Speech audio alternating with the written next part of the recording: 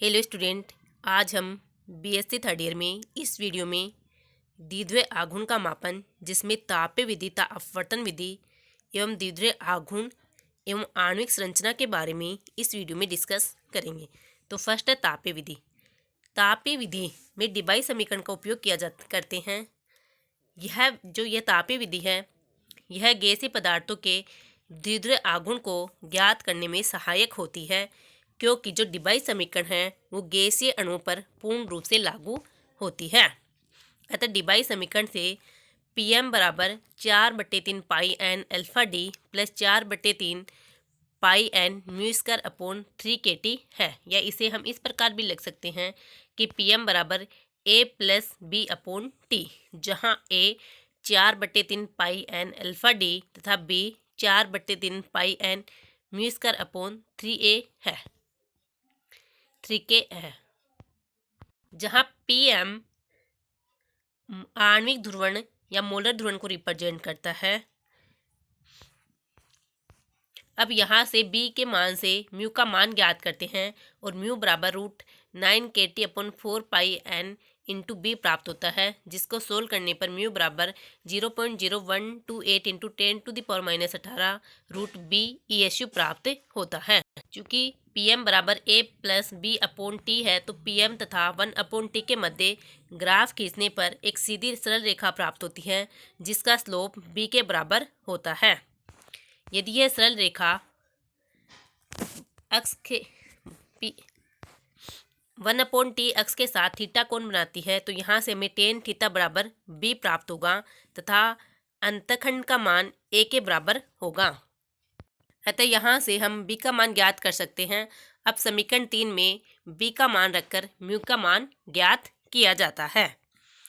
यदि Pm1 तथा Pm2 अणु की मोलर ध्रुवणताएं क्रमशः ताप T1 व T2 पर हो, तो समीकरण 2 से कैसे लिखेंगे? Pm1 बराबर A plus B upon T1 और Pm2 बराबर A plus B upon T2। अब समीकरण 4 में से 5 को घटाने पर Pm1 माइनस Pm2 बराबर B 1/T1 माइनस 1/T2, जिसको हल करने पर Pm1 माइनस Pm2 बराबर B T2 minus T1 upon T1 into T2, जहाँ से B बराबर हमें प्राप्त होगा Pm1 minus Pm2 into T1 T2 upon T2 minus T1। अब यहाँ से B का मान ज्ञात करके समीकरण 3 में रखेंगे, तो वहाँ से हम म्यू का मान ज्ञात कर सकते हैं। इस प्रकार तापीय विधि का उपयोग करके हम द्विध्रुव आघूर्ण की गणना कर सकते हैं। नेक्स्ट है अपवर्तन विधि। अपवर्तन विधि में क्या है कि इस विधि में अणु की गैस अवस्था में ही अपवर्तनांक ज्ञात करते हैं एवं बाद में अपवर्तन तथा अणु के परावैद्युतांक में मैक्सवेल द्वारा दिए गए संबंध से परावैद्युतांक ज्ञात करते हैं। फिर परावैद्युतांक ज्ञात करके उसे द्विध्रुव आघूर्ण या आणविक ध्रुवणता ज्ञात करते हैं। अतः आणविक ध्रुवणता Pm बराबर Pi प्लस P0, जहाँ Pi प्रेरित ध्रुवण जो कि 4/3 पाई एन अल्फा डी होता था, P0 अभिविन्यास ध्रुवण जो कि 4/3 pi N mu square upon 3kT होता है। अतः यहाँ से P0 का मान रखने पर Pm बराबर Pi plus 4/3 pi N mu square upon 3kT प्राप्त होगा, जिसे हल करने पर म्यू बराबर √9k upon 4 pi N √Pm minus Pi into T, या म्यू बराबर 0.128 √Pm minus Pi into T. यदि Pm आणविक ध्रुवणता तथा Pi विकृति ध्रुवणता का मान ज्ञात हो, तो म्यू का मान आसानी से ज्ञात किया जाता है। चूँकि Pm बराबर होता है epsilon minus 1 upon epsilon plus 2 into Vm, तथा मैक्सवेल के अनुसार एप्सिलॉन बराबर होता है नीटा आर का स्क्वायर, जहाँ नीटा आर अपवर्तनांक को रिप्रेजेंट करता है। अतः Pm बराबर नीटा आर का स्क्वायर माइनस 1 अपॉन नीटा आर का स्क्वायर प्लस 2 इंटू Vm। अतः इसको हल करने पर Pm बराबर नीटा आर का स्क्वायर माइनस 1 अपॉन नीटा आर का square plus 2 into m upon rho, जहाँ Vm बराबर m अपॉन रो रखने पर। अब यहाँ से नीटा आर का मान ज्ञात होने पर हम Pm का मान आसानी से ज्ञात करते हैं और Pm तथा Pi का मान ज्ञात होकर हम म्यू का मान ज्ञात कर सकते हैं। इस प्रकार अपवर्तन विधि द्वारा हम द्विध्रुव आघूर्ण की गणना कर सकते हैं। नेक्स्ट है द्विध्रुव आघूर्ण और आणविक संरचना। जैसे जो हमने पढ़ा कि द्विध्रुव आघूर्ण एक सदिश राशि है, अर्थात जो आघूर्ण है उसका परिमाण और दिशा दोनों होती हैं। द्विपरमाणुक अणु में यदि बंध ध्रुवीय है तो अणु भी क्या होगा, ध्रुवीय होगा, और यदि बंध अध्रुवीय है तो अणु भी अध्रुवीय होगा, तथा ध्रुवीय अणु में ही बंध आघूर्ण ही उस अणु का द्विध्रुवीय आघूर्ण होता है। जैसे उदाहरण के लिए HH hydrogen, oxygen, nitrogen, chlorine, bromine, ये मॉलिक्यूल्स है, ये अध्रुवीय अणु होते हैं, जबकि जो हाइड्रोजन फ्लोराइड है, हाइड्रोजन क्लोराइड है, NO है, CO है, HI है, ये ध्रुवीय अणु होते हैं जिनमें बंध आघूर्ण होता है, जिसके कारण इनमें द्विध्रुवीय आघूर्ण होता है। इसी प्रकार यदि बहुपरमाणुक अणु है उसमें यदि बंध ध्रुवीय है तो अणु की ध्रुवणता उसमें उपस्थित सभी बंधों के द्विध्रुवीय आघूर्ण के सदिश योग के बराबर होगी, और यदि बंध ध्रुवीय है लेकिन सदिश योग शून्य है तो अणु अध्रुवीय अणु होगा। जैसे CCl4 है, CH4 है, CO2 है। CO2 में क्या है कि ये OC डबल बॉन्ड O बनेगा, ये बंध का इधर आघूर्ण होगा, इसका इधर होगा, तो दोनों कैंसिल हो जाएंगे, अतः म्यू 0 होगा। जैसे CCl4 है, CH4 है, CO2 है, CH2 है, तो ये अध्रुवीय अणु होते हैं, जबकि NH3 है तो NH3 में क्या होगा, NH ये होगा, तो इनका द्विध्रुवीय आघूर्ण इस डायरेक्शन में होगा, अतः क्या होगा, ये ध्रुवीय अणु होंगे। तो NH3 है, PCl3 है, SO2 है, CaCl3 है, तो ध्रुवीय अणु होंगे। जैसे CO2 है, AgCl2 है, ये त्रिपरमाणुक अणु रेखीय होते हैं, लेकिन इनका द्विध्रुवीय आघूर्ण शून्य होता है, क्योंकि CO2 में CO बंध ध्रुवीय है, परंतु CO2 रेखीय संरचना है, अतः एक बंध का द्विध्रुवीय आघूर्ण इधर, एक का द्विध्रुवीय आघूर्ण विपरीत दिशा में होने के कारण जो बंध आघूर्ण है वो शून्य हो जाता है।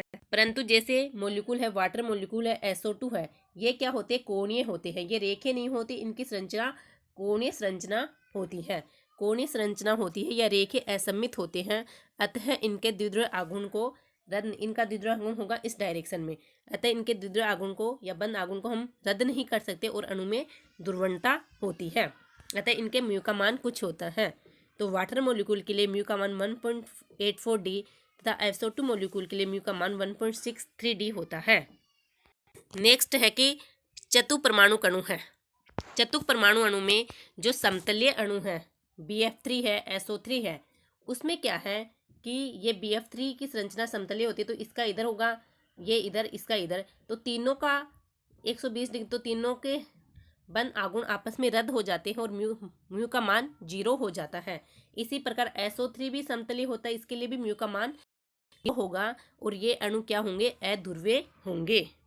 तो जो NH3 है उसकी संरचना त्रिभुजीय पिरामिडीय होती है, समतलीय संरचना न होकर त्रिभुजीय पिरामिडीय होती है, अतः इसकी संरचना इस प्रकार होगी, तो इसके बंध आघूर्ण अर्थात हम कह सकते कि अणु सममित नहीं है, अतः इसके बंध आघूर्ण रद्द नहीं होंगे और यह है द्विध्रुवीय आघूर्ण होगा। इसी प्रकार PF3, PCl3 आदि के में भी द्विध्रुवीय आघूर्ण होता है और अणु ध्रुवीय होंगे। नेक्स्ट है पंचपरमाणु अणु।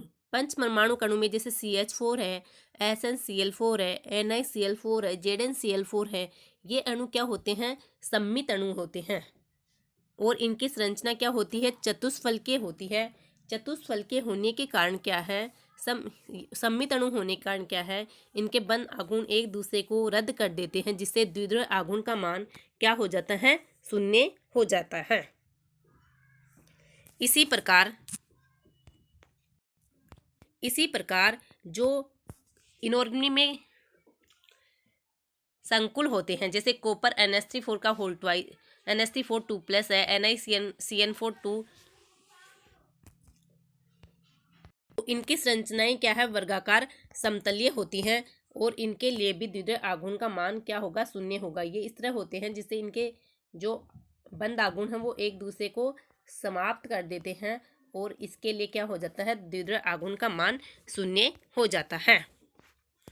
परंतु जो SF4 TeCl4 हैं, इनकी संरचना ये असममित अणु होते हैं और इनकी संरचनाएं विकर्ण चतुष्फलकीय होती है। इनकी संरचना विकर्ण चतुष्फलकीय क्यों होती है, क्योंकि जो इसका केंद्रीय परमाणु है, जैसे टेलुरियम है या सल्फर है, इसके परमाणु पर इलेक्ट्रॉन युग्म उपस्थित होता है, अतः असमित अणु होने के कारण ये ध्रुवीय अणु होते हैं और इनका द्विध्रुव आघूर्ण होता है। नेक्स्ट है बहुपरमाणुक अणु। बहुपरमाणुक अणु में जैसे PCl5 है या SF6 है या PF5 है, ये सममित अणु होते हैं। सममित अणु होने के कारण इनके द्विध्रुव आघूर्ण शून्य होते हैं। जैसे SF6 है, SF6 की संरचना अष्टफलकीय होती है, लेकिन इसकी संरचना सममित होने के कारण इनके जो बंध आघूर्ण हैं वो एक दूसरे को रद्द कर देते हैं, जिससे क्या होगा, म्यू का मान 0 हो जाता है। ये SF6 की संरचना, तो इसमें बंध आघूर्ण इस तरह होंगे, तो ये एक दूसरे को नष्ट कर देते और द्विध्रुव आघूर्ण का मान शून्य हो जाता है। इसी प्रकार PF5 की संरचना है, तो PF5 में क्या होता है, PF5 में भी एक सममित अणु है, जिससे इसके द्विध्रुव आघूर्ण का मान भी शून्य होता है। लेकिन जैसे XeF6 है, XeF6 ये है, ये विकट अष्टफलकीय संरचना शो करता है, तो इसलिए ये है विकट अष्टफलकीय संरचना शो करता है और यह असममित अणु होता है। अतः इसके लिए द्विध्रुव आघूर्ण का मान शून्य नहीं होगा और ये द्विध्रुवीय अणु होता है। इस प्रकार हम अणुओं में द्विध्रुव आघूर्ण की गणना कर सकते हैं। नेक्स्ट है कि द्विध्रुव आघूर्ण के आधार पर ज्यामितीय समावयवों में भी भेद कर सकते हैं। जैसे डाइएमीन डाइक्लोरो प्लेटिनम सेकेंड के 2 समावयवी होते हैं। इसमें जो NH3 ये Cl विपरीत है, तो ये तो हो गया विपक्ष या ट्रांस, और NH3 सेम है, सेम पर है, तो वो हो गया सिस। तो जो समपक्ष है वो तो सिस वाला तो ध्रुवीय होता है, जबकि जो विषम ट्रांस है या विपक्ष है वो अध्रुवीय होता है, क्योंकि इसका बंध का आघूर्ण इधर होगा, इसका बंध का आघूर्ण इधर होगा, जो कि एक दूसरे को नष्ट कर देंगे। इसी प्रकार इस बंध का आघूर्ण इधर होगा, इस बंध का आघूर्ण इधर होगा, जो भी एक दूसरे को नष्ट कर देते हैं।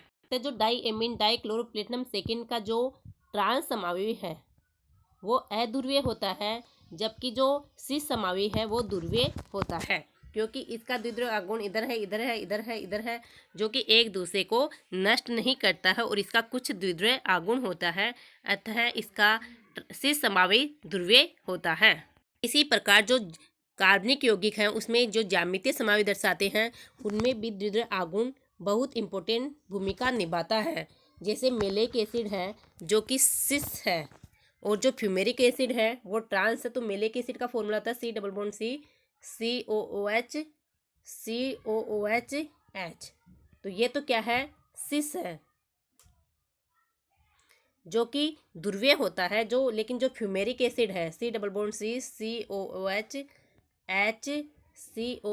जो कि ट्रांस है, तो इसमें क्या है, यह है फ्यूमेरिक अम्ल जो कि ट्रांस वो अध्रुवीय होता है। इस प्रकार समपक्ष एवं विपक्ष समावयवों में भेद कर सकते हैं, क्योंकि जो फ्यूमेरिक एसिड है उसके लिए म्यू का मान 0 होता है। इस प्रकार हम द्विध्रुव आघूर्ण के द्वारा संरचनाओं